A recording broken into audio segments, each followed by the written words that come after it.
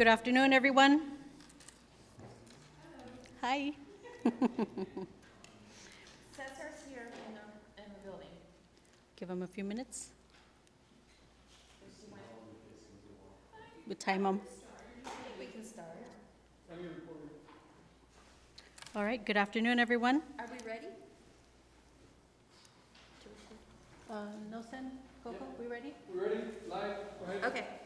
Live and in color, perfect. Before we start, we've been having problems hearing audio, so we're requesting that you keep your mics on the whole time and just watch what you say because it is being recorded. 3 fingers, tap, 3 fingers is red is live. it's on. All right, we just gotta wait for Cesar. Corey, yours? There you go. And you saw? It's on. I am on. No, it's off. And then off. There we go. And you want to do the other mic? Rose, you want to do the other? Okay. Perfect. Okay, now we can go. All right, perfect. Good afternoon, one more time. Pursuant to Chapter 551, Title 5 of the Texas Government Code, the Texas Open Meetings Act, notice is hereby given that a meeting of the Brownsville Community Improvement Corporation, BCIC, will be held on Monday, September 22nd, 2025 at 5:30 p.m. in the El Valle Room at the eBridge Center for Business and Commercialization at 1304 East Adams Street, Brownsville, Texas, at 5:32 p.m. All right, the first item on the agenda is roll call. Dr. Rose Gowen. Present. Cesar Lopez is on his way in. Murad Abu Salim. Present. Sergio Martinez. Present. Tracy Wickett. Here. Mark Horowitz. Here. And Michael Rodriguez. Present. Thank you. All right, second item on the agenda is the service anniversary recognition for none other than Corey Peña celebrating her 15th year anniversary. And to present Corey will be Victoria Padron. You're gonna make me cry. All right, good evening, board. So we would like to take a moment to recognize Corey Peña. Corey, thank you so much for your leadership. On behalf of your staff and BCIC board, we want to give you this check.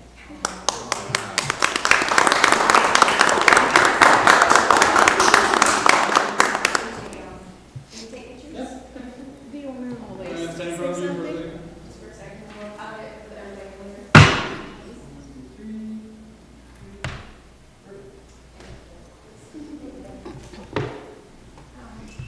Awesome, congratulations, Corey. Another 15 more years. None of us will be here, No. but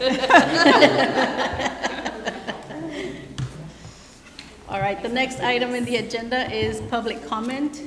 We did have a comment public submission. Do we have Emmanuel Gonzalez Garza present?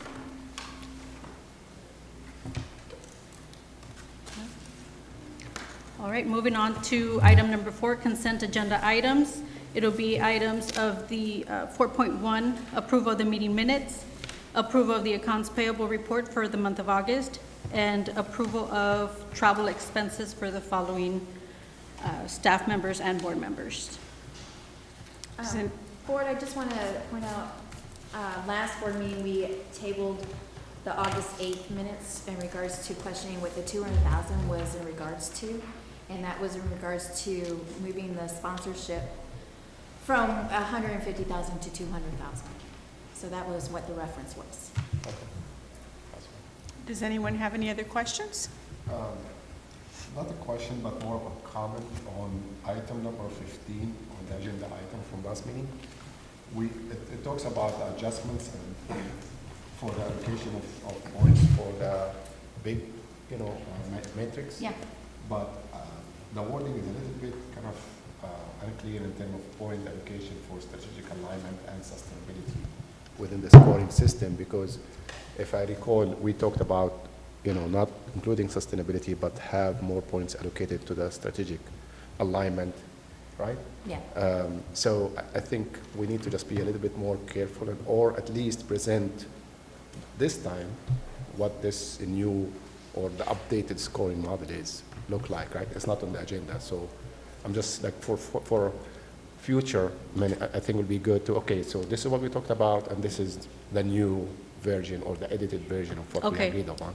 Because if you read this, anybody who wasn't in that discussion will be kind of misinformed that there has been reallocation for sustainability versus eliminating the sustainability aspect and adding more into the environmental aspect, Yeah, okay? that makes Thank- sense. Thank you.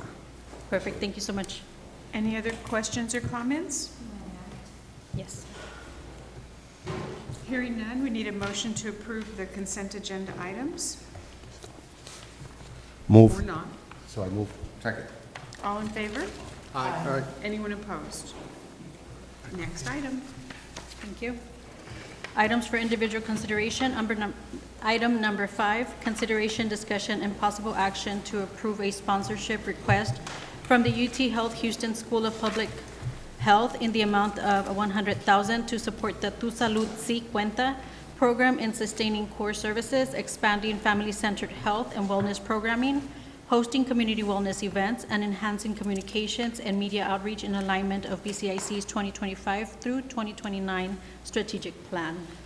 Board, I would like to introduce Dr. Belinda Ranger. She is with the School of Public Health. Please come up. The reason she is here today is about a couple of weeks back, you did a presentation in front of the City Commission on the recap of the year and talked about all the amazing work that you guys have done for the past year, and not only Brownsville, but throughout the whole valley. But at the end, you ended it saying that your SNAP funding has been exhausted because of the cut of, of budget funding from the federal government. And so we reached out and asked Lisa and Linda, what can we do to help so that way they can continue the services, and what services would be impacted. So they're here today we came up with a proposal, so they're here today to present for your consideration. Very good. Thank you so much for the opportunity to be here. Thank you, Board, for having me and Lisa, who will help me answer questions. We have a brief presentation to kind of cover some of the description of the program and a little bit more about what how we would allocate this funding. And I'm happy to answer questions as as I proceed. Let's see, I think you all have the presentation, so I can do it. Okay, I'm sorry. The green button. There you go, green button it is. Okay, very good. So we're particularly talking about the program Tu Salud Si Cuenta. It's been actually in Brownsville for a little bit over 20 years. Been providing a variety of programming options, and it was started and is still the purpose of addressing these kinds of issues. The fact that we have higher rates of obesity and overweight in the Rio Grande Valley, the fact that we have more individuals who are diabetic in the valley than national and state. At its highest point, we had 1 in 3 individuals in the Rio Grande Valley who had diabetes. Along with all of that, there's the complications of cancer and kidney disease and hypercholesterolemia and a number of other conditions that all come into play. And because we have more overweight and obesity, we have more of that as well. We have the complications of high rates of dialysis, et cetera. So I probably don't need to say any more about that for you all. You know that it's a serious issue, and Tu Salud Si Cuenta was particularly put in place to help address these issues, both in terms of preventing it. We can't keep just trying to treat it, but then also for individuals who have those conditions, how can we help them manage it more successfully? This is, I think, important for us to understand that there's real costs associated with not doing anything. But as we've been looking at the work we've been doing and trying to account for, is it making a difference? Are there actual savings? We looked at this again recently. We had done it about a decade ago, and we looked at it again. So probably no surprise to you, individuals who have diabetes have an additional or extra burden that comes into play into their healthcare costs. And in fact, nationally, they've quantified that, and it's $12,000 extra annually that individuals with diabetes have attributed to their direct medical costs. Obesity, too. There's additional $2,500 estimated for direct medical costs, and that's like for a clinic visit, for their prescriptions, for a hospital visit. It costs more. And so, you know, collectively, that's quite a bit of money, especially when you set it against our context of we have a much lower median income. So compared to the state or national that has nearly 75,000 plus is the median income, our median income in the Valley and in Brownsville is 48,000. So those extra costs are still real, but our income doesn't adjust because of that. So it's a bigger percentage of our income is paid out in these costs. Or we also know that more individuals in our area are uninsured, are then being covered through uncompensated care. So someone is paying those extra costs. It may or may not be that particular individual. So when you think about doing nothing, right, that turns into dialysis, $1.5 million per individual that we're paying, or disability, et cetera, right? So we can either save the money or we end up spending the money. The good news in all of this is that we're actually seeing some improvement in the area, in our region, around diabetes and obesity. So there's two sides of this. One side is, I'm getting myself confused on what hand I should point to because I'm looking at it up here and here. But on one side is the diabetes chart, and it's showing the blue lines are our area based on the Cameron County Hispanic cohort. The majority of that cohort is drawn from Brownsville. So really think Brownsville here. So the blue line is Brownsville, and we're tracking how many people have diabetes according to this cohort study. That's a very well-designed scientific study to explore and document conditions, health conditions. The gray line is Texas, also based on a scientific sample of the state of Texas.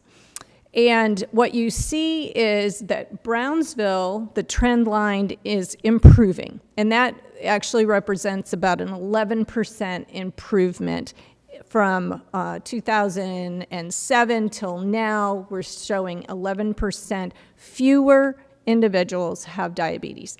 In the state of Texas, the trend line is the opposite way. It's going up. Now, obviously, we have more, right? We still have work to do. We still have a much higher rate of diabetes, but it went from that 1 in 3 number, and it's coming down. Obesity is much the same, smaller shifts in the line there, but we're seeing an improvement in our region, and it's increasing in the other region. And the point is, we don't think that that's just like a wild fantasy or, oh, who knows what happened. We think that that's happening because of programming that we're doing and that other entities are doing in the region. There's been concerted effort, focused effort on creating opportunities to address physical activity, healthy food choice, the underlying conditions of chronic disease, much more so than other parts of the state and really other parts of the country. There's more collaborative, coordinated efforts here, and we believe Tu Salud Si Cuenta is part of that. So it does translate into money saved when you think about individuals who don't have that extra $12,000 annually of care costs associated with diabetes or the $2,500 with obesity. It translates into millions of dollars saved annually because we're preventing or addressing these conditions.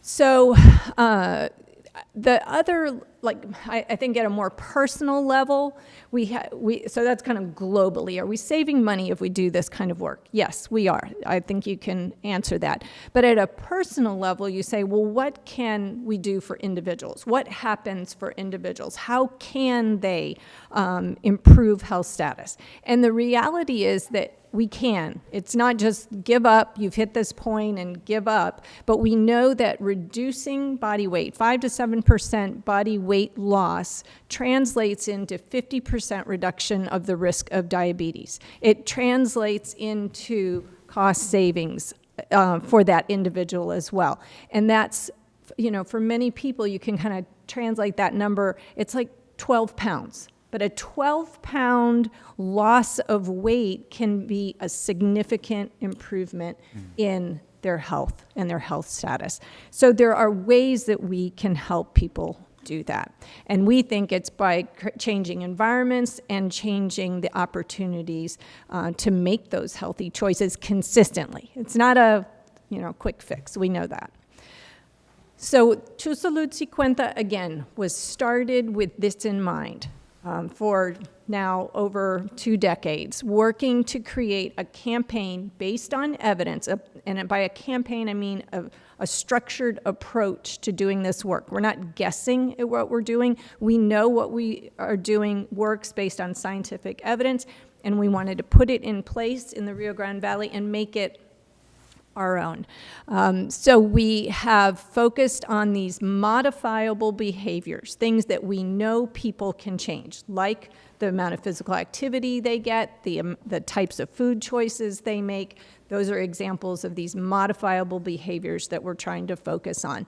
And when we do that, we deliver a lot of support and risk factor screening with community health workers. So individuals who are highly trained to work with our community in their homes, talking about behavior change and then supporting them over time. It's not a one-time quick meeting in the home and good luck to you, we'll see you, next time. We're going to meet with you monthly. We're going to refer you to our exercise classes. We're going to refer you to our La Cocina Alegre classes. We're going to make sure that you're plugged in so that you can incorporate these behaviors as a lifestyle, not just more information. We also offer, I haven't specifically mentioned this, as part of this referral programming effort, the Diabetes Prevention Program, another evidence-based strategy to particularly focus on individuals who are at risk for diabetes based on some of their lab values. Okay, so these are the components of Tu Salud Si Cuenta, and we're bringing this up because we want you to know what our request will go to cover some of these elements. This is what we have in place, this is what's been in place, and all of these elements are impacted by the fact that we have, that SNAP-Ed funding is no longer around. So there's media components because we want to promote and create normative changes, and we want to highlight successes so that more people can do that work. We have social support types of activities through groups and individuals sharing and supporting one another in behavior change. We provide text messages. Thousands of people get text messages and helps keep them aware of opportunities. We do a lot of risk factor screening because despite the fact that you would think that if you ask somebody, do you have diabetes, and they should know that, and they should, know your numbers. People in our area don't have as much access to healthcare, and so they may not have been to a doctor recently. They may not know they're at risk. So we do a lot of risk factor screening, but then take it that extra step farther by getting them referred and connected into our exercise classes or a diabetes prevention class, et cetera. So moving them to that actual care. The behavior change coaching is an example of that, is where we have our community health workers who are meeting with those individuals and going through those multiple visits that I talked about. But really troubleshooting, and it's based on a particular technique called motivational interviewing, which we know from the counseling world helps people be motivated to make those changes. I hope you're getting the sense that it's really rooted in best practices and pulled together in a package.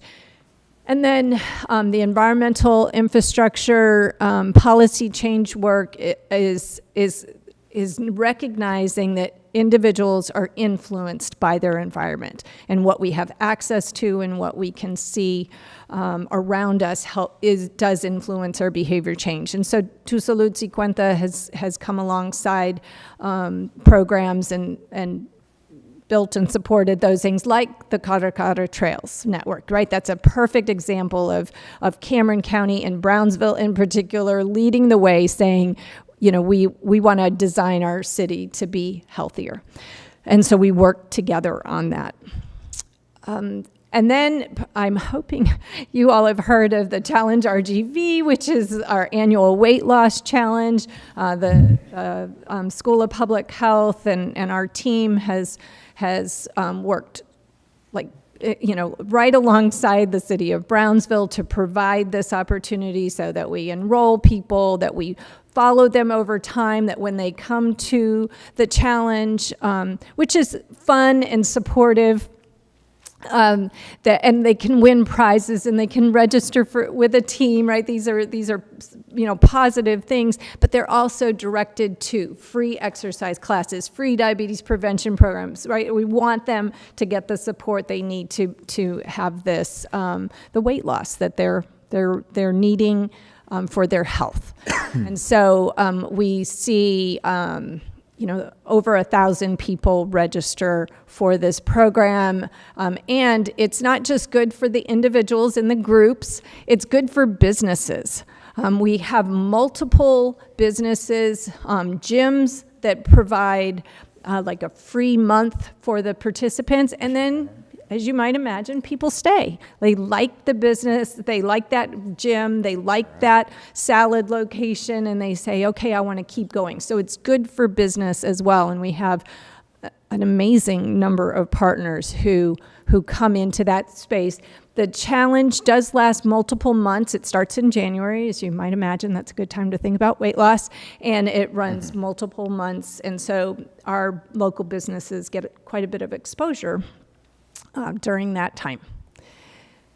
And then our program results indicate that there's, we have lots of social media efforts. We have a lot of engagement across the spectrum of those modules that I talked about. And again, we're focused on improving. We see improvements in physical activity. We see improvements in blood pressure. We see improvement in fruit and vegetable intake. So it's not just the program elements. We're checking to make sure we're achieving outcomes. So we have a team of people to make sure that we're really doing what we say. So I can talk a lot longer about any of these things, but I am trying to keep it short. So exercise classes across the region, we had been providing over 160 free exercise classes every week. All different types, all different locations, lots of diabetes prevention programming, the La Cocina cooking classes, etc. So lots of different options reaching well over 2,500 people every year. And in Brownsville in specific, so our SNAP Ed funding was $1.4 million annually. So that covered the Rio Grande Valley, it covered multiple cities, and all of this programming, et cetera. So in Brownsville, the loss is about $150,000, so a little bit more, but around $150,000 worth of funding that was going into the programming here. So the impact is the community health worker part of this and some other positions in terms of the exercise instructors, things like that. That's at risk. The fact that we were able to do these free health screenings, the exercise classes, the instructors. We didn't pay for space. We partnered with the city for space, but you have to have an instructor there to do it. The cooking classes, we contracted with Brownsville Wellness Coalition to do those, so there's a cost there. The different, like the Challenge RGV or wellness events, not only the cost of doing it, but the staff to run it, enroll people, et cetera. And then our media team, because as I mentioned, media was one big component of this. So there's some media costs as well. So there's, our costs went across that model, I guess is what I'm trying to say, right? And so we're at risk for losing all of that. And so we are asking for support to help us sustain the current programming so that we don't see the different classes disappear, the community health worker support disappear. We are interested as well, and with this funding, we would be able to reposition some elements so that we can expand some particular types of programming, particularly along the Caracara trails with the nature programming. So there's sustaining the classes plus being able to expand with about 6 classes a week. We do feel like this opportunity gives the economic growth for this, as we mentioned, maybe with the challenge, but also just broadly, the fact that when you're driving people towards healthier lifestyles, they have more disposable income because it's not going to pay for doctor bills, but it's also the things they want to do. They want to be out in our communities and accessing the businesses that are here. And, I don't think there's really any doubt. Actually, I was giving a presentation this morning to a statewide group, and they were talking about like what's Brownsville doing around health. What is there's a constant attention to how our city, our region partners together to do health, and so I feel like this opportunity. With you helping to sustain this programming retains this work for us. Here specifically, with your strategic plan is how we feel like what our proposed work ties to your plan. So the fact that we would expand and sustain some of the nature and family-based programming, this exercise programming to promote healthy lifestyles, ties to both your strategy 1.2 and 1.4. I won't read those to you, you know them better than I.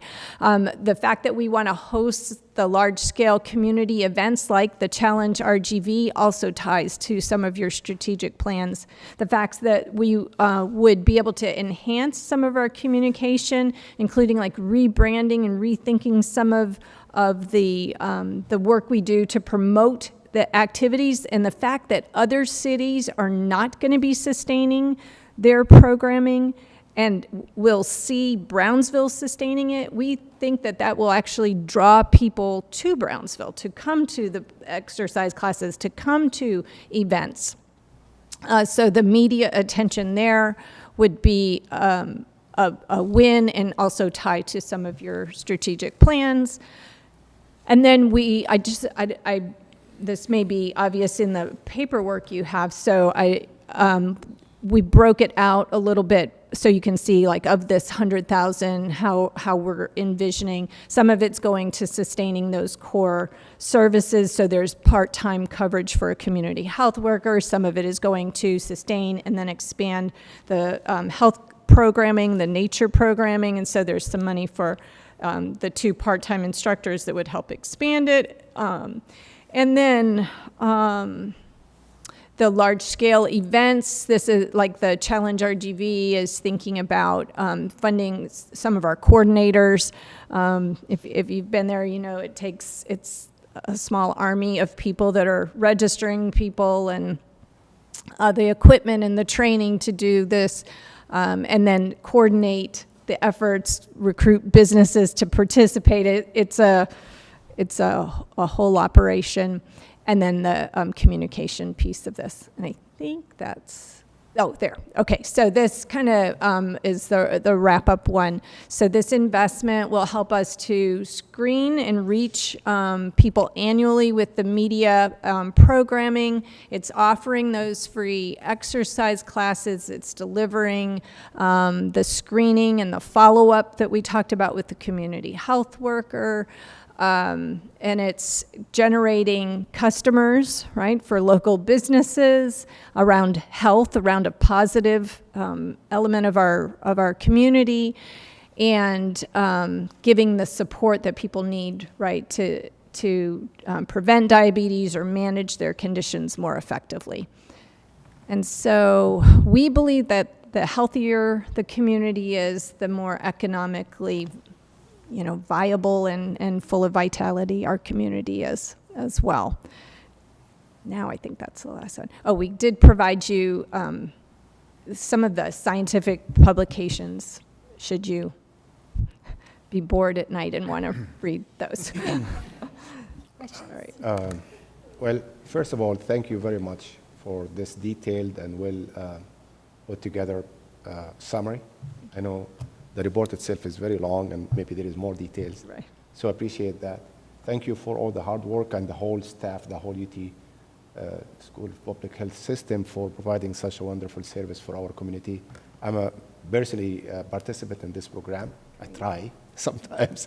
So I know firsthand how wonderful it is and how it's very spread wide throughout our city. That's what I love about it. Like you have classes in Linear Park, and then you have classes all the way at other parts of the town that otherwise won't be touched. So I appreciate all of that. Couple of questions. You mentioned there is a deficit of 150,000, yet you're asking for 100,000. Are you able to secure the other 50,000, or you need more? Like you need the 50,000 still? Right. Thank you for asking that. This is- So we're looking at a few different options for the 50,000. We're talking with the city of Brownsville specifically in creating a different kind of contract that would be cost shared so that they would be paying for some employees' pieces of it. So that kind of makes up some of that gap. The other thing that we're looking at is working with the Parks and Rec Department with the city of Brownsville to look at some of the programming as well. So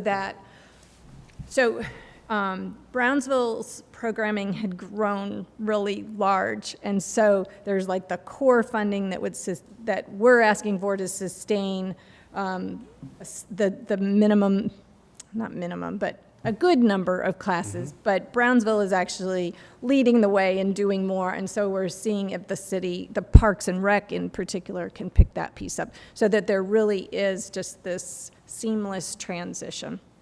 So the 100,000 allows us to do that.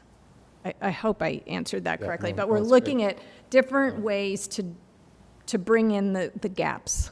The other thing is that part of this $100,000 investment, as you saw, is like our media work, is our coordinator for the challenge work. That is not at all covered by any of the other city contracts. That was from SNAP-Ed funding to us. We retained some of that funding directly to pay for these kind of central operations. Then we pushed out contracts to all of the cities for their part of it. So they had a community health worker, they had other activities they were doing. So some of the 100,000 is going to be able to, put a coordinator in place for some of those big events or the media team, things like that. Okay, great. The other question is actually for Corey and the team. Why we calling this a sponsorship and not actually a grant? One is the funding is already exhausted, and so sponsorship we throw into media and such. The quality of life wouldn't be activated until April, so we would lose 6 months. Okay. You mean for the next. Yeah, our fiscal year? quality of life, the funding wouldn't be available until April. So they would have 6 months of, For the because our coming year? quality of life Okay. All right, I'll talk about that. application ends Okay. December. I mean, by no means, I don't want to steer anything that will delay, but I'm just trying to clarify why we didn't, treat it as a grant. I think it's one of those applications that will qualify for quality of life grants, and we should have, but. Yeah, it's, Yeah, yeah. yeah, the abruptness and then how long Okay. it would take for us to go through Okay. the public comment. We don't have to go through the public All comment right, and got all it. that. All right, great. Okay, just clarifying. Our funding, sidestepping that. just so you know, ends September 30th. Okay. So programming in most of the cities will, under the Tu Salud Si Cuenta work, their community health worker, things like that will change at that point. Good. Again, thank you for the presentation. I too had the same question. I think it makes more sense, this route, just to kind of expedite the process. But before I ask any questions, I'll open up the floor to any questions. Tracy, do you have any questions? Few. Absolutely, go ahead. I don't want to hijack your time. No, that you're hijacking Murad's time, but that's okay. He's done. I'm kidding. Go ahead. So I have one sort of data geek question back on the chart where we had the statewide outcomes versus the Brownsville outcomes. Okay? Want me to put? Yeah, I might have just missed it on there, but you talked about outcomes for the cohort. Okay. And then that made me wonder, is the cohort being then extrapolated to represent community-wide data? Yes, great question. So the cohort is sampled particularly to represent the citywide data. So it's not, they're not intervened, they're not people who were just at a hospital, so they're already sick. They went door to door, sampled individuals, and then they weight the analysis in such a way that it represents the population. So it's designed to do that. So it's randomized by census tract, so you're getting as close as you can with any kind of study, right, of any kind of sort of community population level data. It is generalizable because it's a randomized sample. And does that hold up to, I know that health departments also collect data, and so does this decrease match what health departments are showing as well?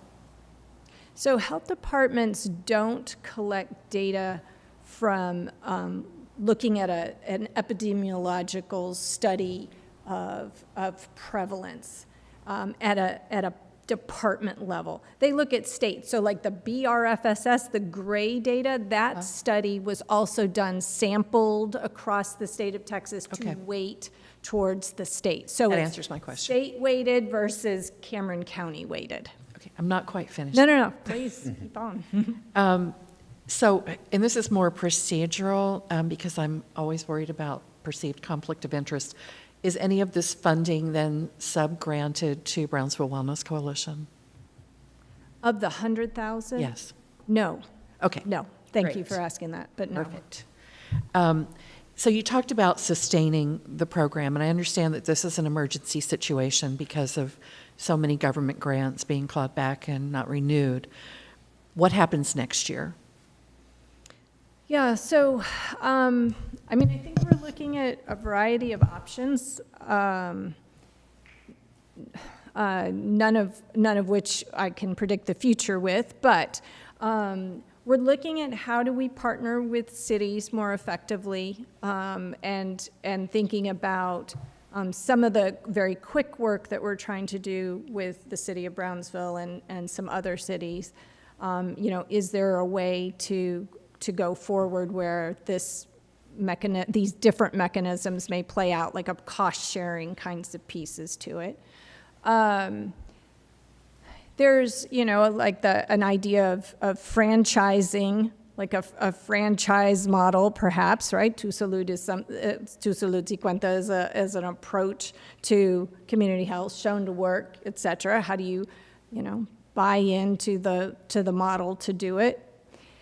There's always looking for grants and research opportunities. Those are not necessarily the same thing. There's grants that provide services, and there's research grants that test new things. And so we look in both realms because we're a university, right? So we are always wanting to do better, test more. So we'll continue to do that. No guarantees there, right? It's just the work we do to look for funding. And I think there's also a place for, foundation or philanthropy to step in. Most philanthropies are generated from, their funding generates from consumers, some sort of business solution that benefited them, and then philanthropy puts that money back out. Certainly there's a philanthropic focus of this work as well. I don't think that there is any one solution that's going to keep this going in the way that it has going. I think that the reality that we're currently in terms of funding and different opportunities, it's going to be multi-sourced. And that's why I think I can't tell you like in 12 months we're going to have this one approach. I think it's going to be multi-focused. Just one more brief statement, I promise. As you may know, the City of Brownsville adopted an ordinance that takes 50% of BCIC's funding and centers it under the control of the City Commission for quality of life projects. I wonder if you've spoken with the mayor or commissioners about the possibility of To Salud being funded out of that in the future. Obviously, you're coming to us right now. Right. But have you thought about that for future funding? Yeah, I'm glad you brought that up. I think that's like one of those mechanisms in that what I attempted to say is the first option, right? That the cities may have different ways that they're doing that work, or that they could fund programs like this. And I can with certainty say there's not other programs that have the evidence that we have to work. This is a local program that has demonstrated significant benefit. So in that sense, it seems like we would be a good option. Can I add something? Of course.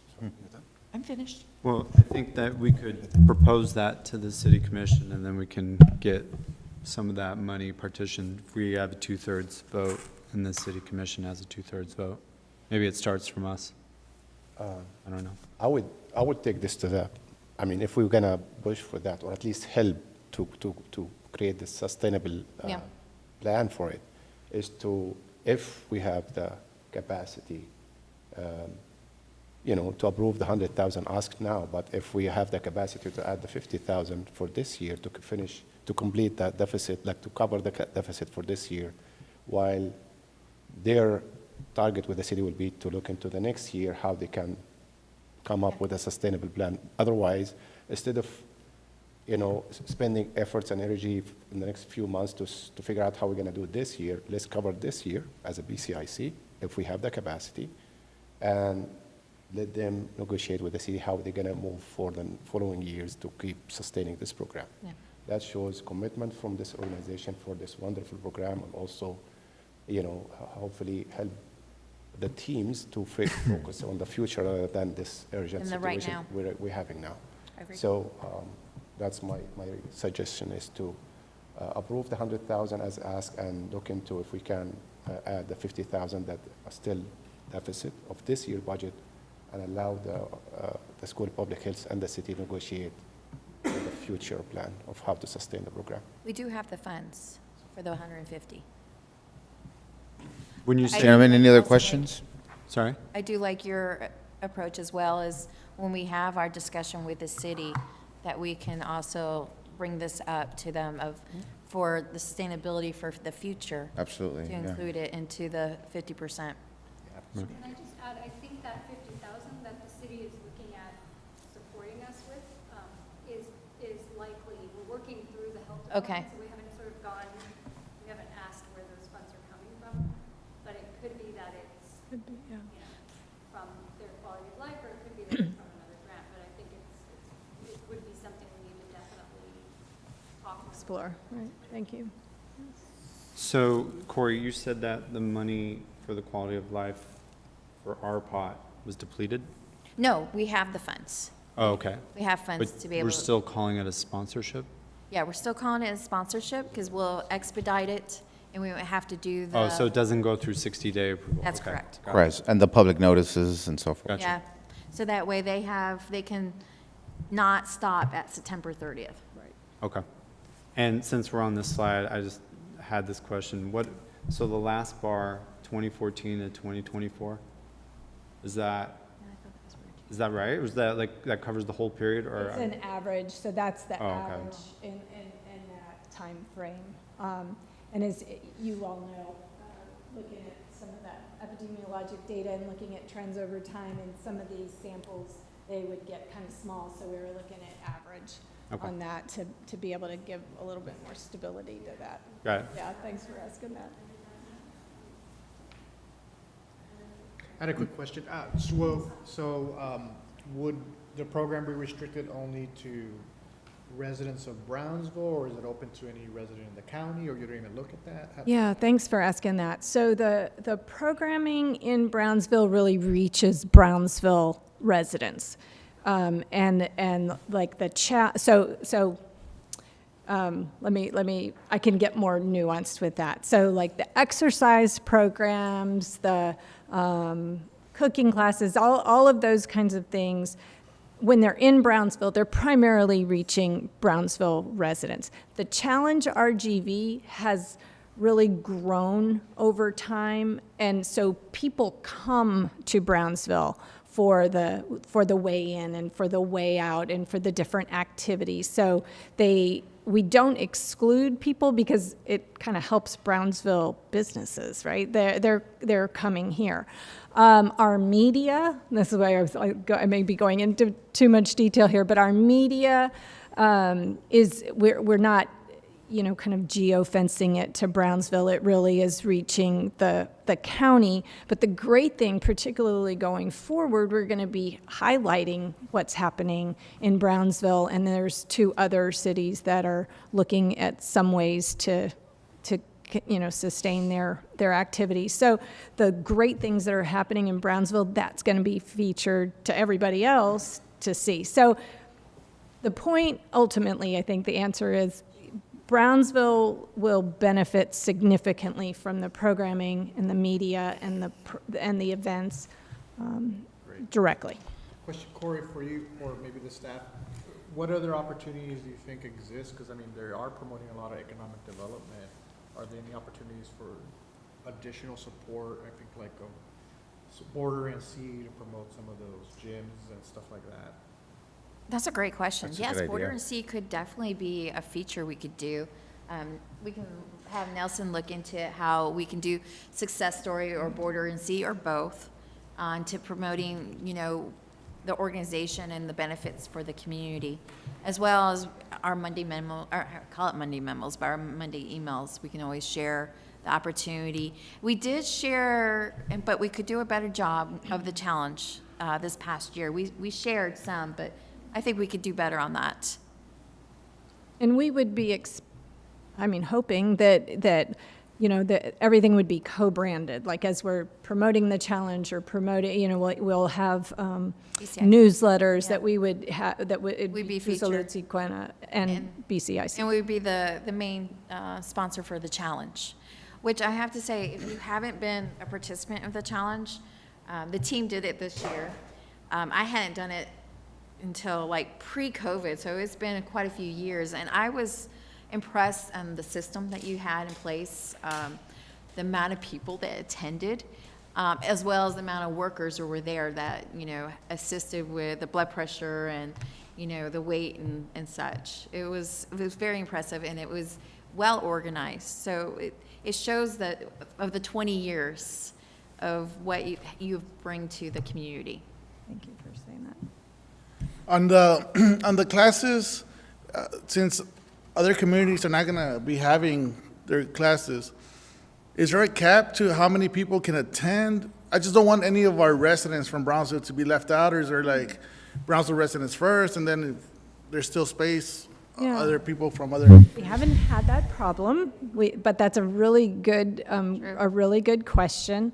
What we've done in the past is we would add additional classes. So we're never going to put it, there's constraints by the size, right, of the space. I mean, so we're always going to make sure that people can safely exercise, get the good workout that they're there to do, have access to the equipment, and if we needed to, we would expand the class size.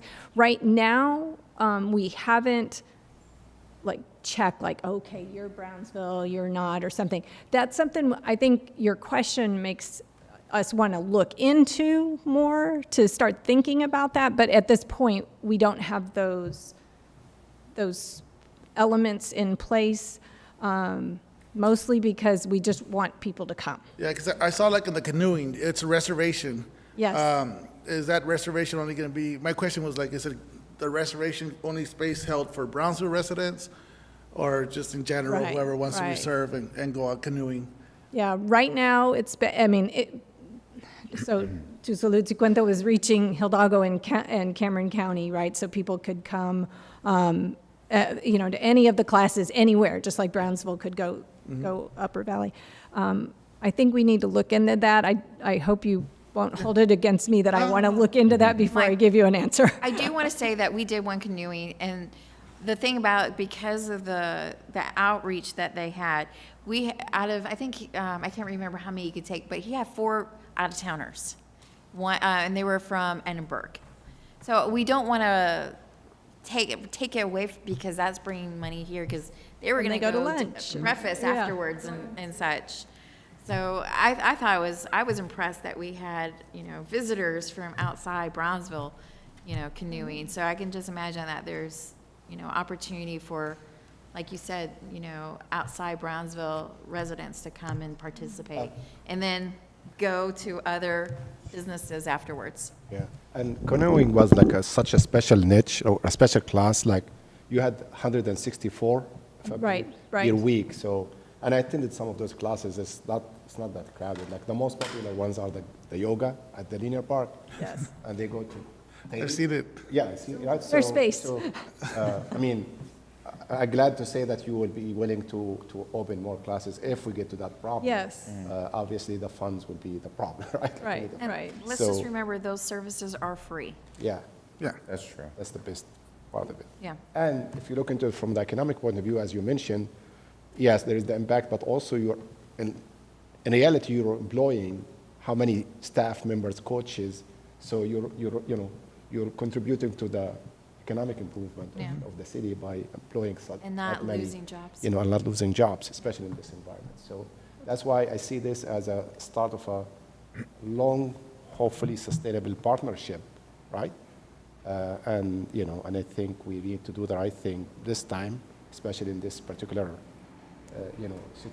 crisis situation that we have, to really have this program survive this year without any burden. And we're still, because you have 100, but if you're missing 50, that's 1/3 of your financial, sustainability for the year. That's a burden still, right?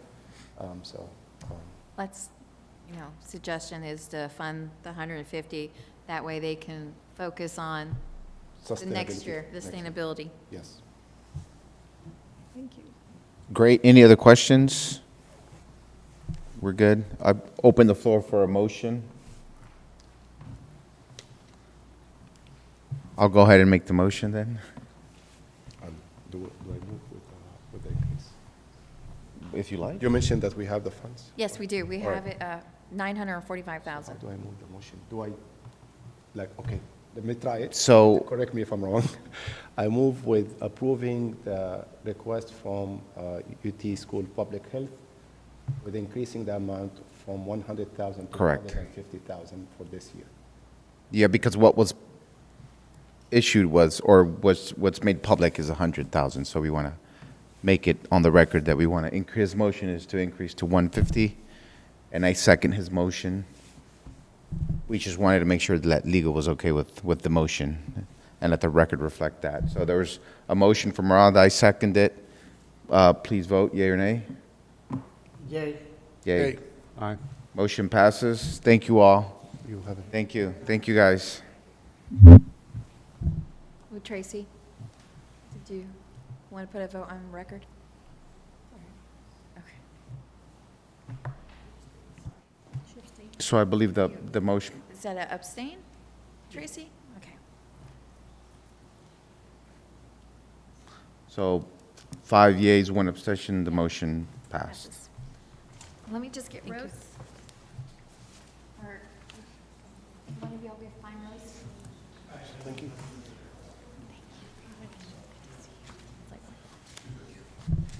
Oh, she's coming. Okay. All right, item number 6, consideration, discussion, and acknowledgement of the August 2025 financial report. Good afternoon, board members. Rafael Garcia, Accountant 2 from the City of Brownsville. I'm here to present the financial information for the month through the month of August 2025. The first slide, we showed the balance sheet as of August 31. We have cash in bank of $772,000. In the investments, which is in the investment accounts, including the money market, we're at $16.5 million.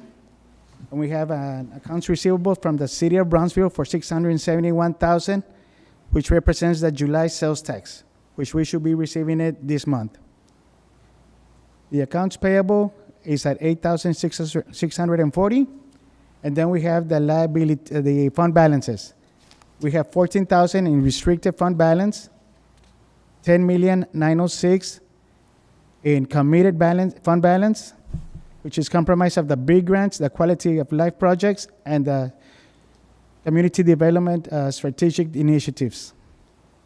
We have $110,000 in the assigned fund balance, which represents the business recovery loans. And we have $3 million in the rainy day fund in the emergency reserve, and $3.9 million in the unrestricted fund balance. Any questions?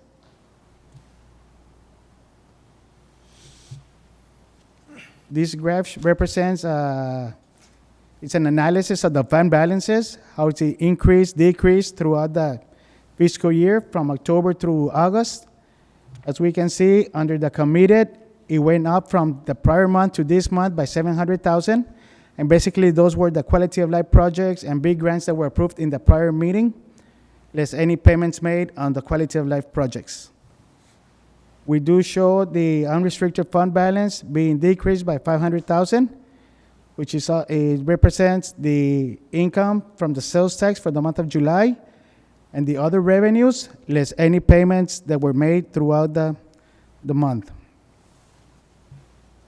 The reserve funds remains the same at $3 million, and then we have the restricted, which decreased from $461,000 to $14,000. And basically, that one decreased because the payments to the City of Brownsville were made for the airport bond, for the administration fees, and the final payment for the Dignity trailer was made in this month, in August. And then we have the assigned balances, which there was a decrease of $50,000, which was payments made on the Business Recovery Fund. Any questions on those fund balances?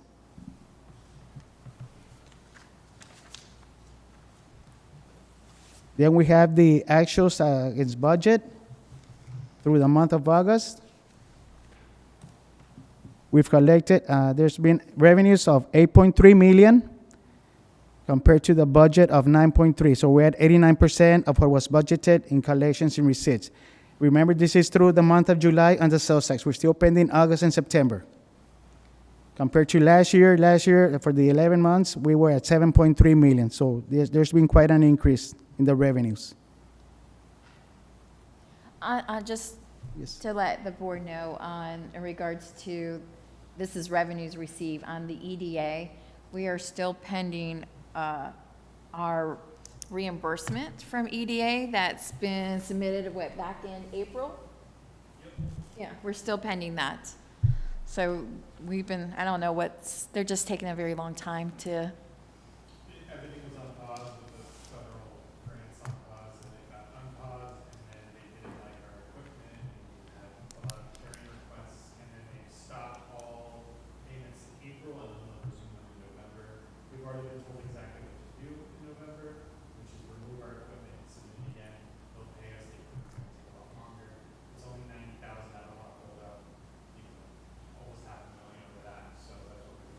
Yeah, they've been very difficult. So just to let the board know about that, we're still pending reimbursement for this year's. And on the expenses, for the 11 months through August, we've expensed 5.7 million, but we've encumbered 11 million. So basically, we had 47% of what was budgeted. But as we can see, most of those encumbered balances come from prior year's commitments. We're showing 566,000 in the big grants from prior years that were approved that have not been paid out. We're showing 5 million from the fiscal year 2025 quality of life projects that have been approved but has not been paid. We still have 4.3 million from prior years quality of life projects that were approved but have not been paid. Then we had the 650,000, which was approved last month but has not been paid for the Texas Amos College and the Old Alice project, I believe. And then we have 110,000 of the business recovery loans that has been approved but have not been paid. So we're at 11 million that has been encumbered and they're already being committed or assigned. So basically what's gonna happen, we're gonna roll over those balances to the next fiscal year. So I have a question about those, the quality of life, because recently we have been seeing that many of those projects came to completion. Yeah. Finally, thank God. So when we're expecting to pay Probably these? within the next 30 to 60 days. We are, Eric, and we're really trying to push everyone to wrap it up because we can push it a little bit to before you close the books. Right. So we are trying to get it to before he closes the books. And I believe you close the books October. We usually start closing them by November. By November, we should be having the final sales tax revenues for September. So November, usually that cutoff that we start closing out the books. That's why we're trying to push it now to get them closed before the books. So that way that encumbered will actually go down. I think it would be a good idea for us to know at least where are these grants in terms of like how much has been paid. Okay. And how much is We'll do is left over, and how many of those are already complete, and what's the holdup? Like Yeah. why we're not able to We will do close the that. books? There also in your financial report, there is also where each of them are at of what we paid and what is still outstanding. But we can definitely put a report together, a presentation to, next board meeting. Starts on page 87. 87? Yeah. This one. Not ask me if I can read it, I can't. Yeah, but we do have it in there. So he has it pretty good of what we awarded and what our expenditures are per Each individual, project. yes, individual project. But we'll put a but- presentation together. But it shows like, for example, 2025, we don't have zero expenditures as of now, if I'm reading it correctly, on page 7. That's correct. So like we haven't paid any of the new projects this No. year so far. That's correct. So They have a year to complete, and they just started this summer. But we'll put together on all what, right, thank you, when they started for big as well as quality of life. thank you.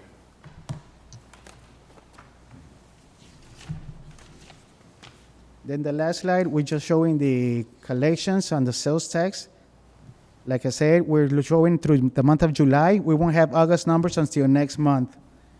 So as of July, we've collected 6.5 million. Compared to last year, it was at 6.3. So it's a 2.6% increase from prior years.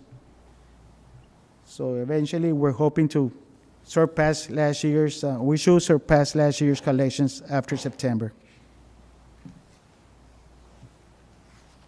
That's it. And that's my report. Any other questions? Do we need a motion to accept? So moved. Acknowledge. Second. All in favor? Aye. Anyone opposed? Thank you. Thank you. Next item. Item number 7, consideration, discussion, and action to enter into a memorandum of understanding with SCORE to establish a free small business mentorship program. Good evening, Chair, board members. This will be really short. We're always trying to bring in new programming, new resources here into the eBridge Center. We've also always wanted a mentorship program specifically here within the center. We started off the fiscal year with trying to create our own, but it proved to be a lot of work. We also just had worked with UTRGV in the development of that. In that process, with our research, we found out about SCORE, so we want to pilot a partnership with them. SCORE is a nationally recognized nonprofit. They've been around for over 60 years. They're funded entirely by the SBA as well as like a volunteer mentor network. So this would be entirely free. Services are going to include one-on-one mentorship, workshop training, and online tools and resources. This is, again, going to be a pilot program. We're going to benchmark from that and then still develop our own internally. Unless this really works out well, we'll keep working with them. But we just had a conversation with both the local affiliate here as well as UTRGV, and all three of us coming together and providing this service to our members here at the eBridge Center. Can you tell us what makes this different than what you already operate? We don't have a mentorship program at all at the moment. Oh, the mentor part. We have an incubator program, right? Yeah. We have Kaufman, we have Startup Texas. we have But the those are Blueprint not program. mentor programs. Yeah, those are all programs, but we don't have kind of one-on-one affiliated memberships. I mean, we've created it. We've created bonds and found synergies with entrepreneurs here and those that have created startups and have taken people under their wing, but nothing actually like streamlined and Not a formal. and nothing formalized, formal that we can kind of put through our upcoming CRM and kind of track that success. None of that's ever been created. Okay. It was our plan to do it this fiscal year. We're still in it, so we're trying to close it out and make sure that we at least get the stepping stones going. Okay. Any other questions? Is there any cost associated with this? Nope, it's completely free. That's Yeah. the best part. Stop that. Yeah. And the reason we did this as an individual and not under consent is because it is a new MOU, a new partnership. So for future, it will probably go under consent if we want to continue it. Is SCORE like a nonprofit or? Yep. they're not- Yep. There's an affiliate with the CIC in Wesco, which is where we got this idea from. So they've already worked with UTRGV in the past. We're going to work with ECC and SCORE together in creating this. If we like it, we'll continue, but more than likely, I see UTRGV, BCIC creating our own within eBridge, but we just, much like with the Angel Network, we want to kind of work with the best and then see what takes us from there. Any other comments or questions? I'll make a motion to approve. All in favor? Aye. So, thank you. Thank you. Executive session, yes. Motion to move to executive session. We need a second? The item need to be read first. Yeah, we'll read it. No, I haven't. For executive session, item 8, closed session pursuant to Texas Government Code, Section 551.074 on personnel matters related to the president and CEO's employment contract. Item number 9, closed session pursuant to Texas Government Code, Section 551.087, economic development deliberations related to the Brownsville Sports Park. Okay, Mariah moved it.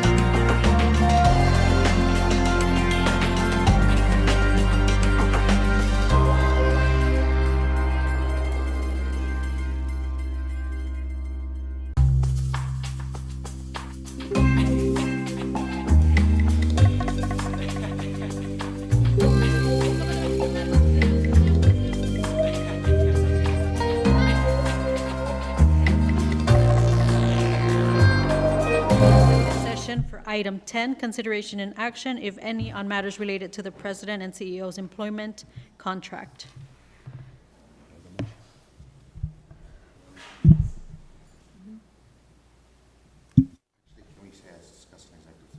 No, you have to say for reasons of. I can't hear, so whatever's being said isn't being picked up by the mics. Three tap, there we go. Finger. The motion is to extend the existing contract for the purpose of updating the job description, employment goals, and a performance outlet. Do we have a second? How long? Oh, how long? 3 months, up to 3 months. How about we have a set term? Do you want to do like October 1 to December 31, 2025 with the 3 Jesus, months? man. 12/31? 3 months from.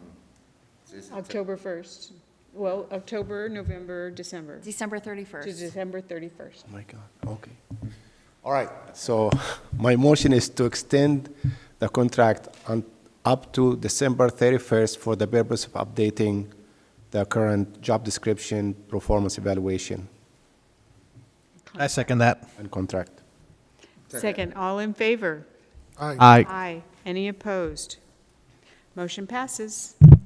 There's no action on the second item, No, there's No, no. There's just announcements. so we need a motion to adjourn? Wait, announcements. my bad. We have Announcements. announcements. I am Just so that sorry. Nellie's been sending like opportunities of the things that we've been sponsoring, so please answer her if you want tickets to all of these things that we're sponsoring for the next 2 months. We've got quite a few events coming up. Yes. Yes, I think everybody signed up for the Samano building, so we already provided your names. Yep, we already provided your names to them, so once it's the day of, just go up there, say your name. Nathan will guide you. He was the escort there. Yeah, And I just emailed you all about the Texas Tribune event yeah. on Thursday, so that was coming up even sooner. That's this week. Yeah, so there's quite, it's always busy the next 2 or 3 months with, you know, all of the nonprofits doing events and such, and we try to support as best we can. You're going to the Energy Summit tomorrow? I think it was. Mike's not picking up. Oh, just asking if they're going to the Energy Summit. Eric, did you want to? Yeah, I don't even know what that is. Yeah. but Okay, anything else? that's it. Motion to adjourn. Motion to adjourn. We need a second. Second. All in favor? Aye. Aye, motion passes. Okay. Thank you, Thank you. Have a good night. It was, Rose, it was 2 hours and 6 minutes.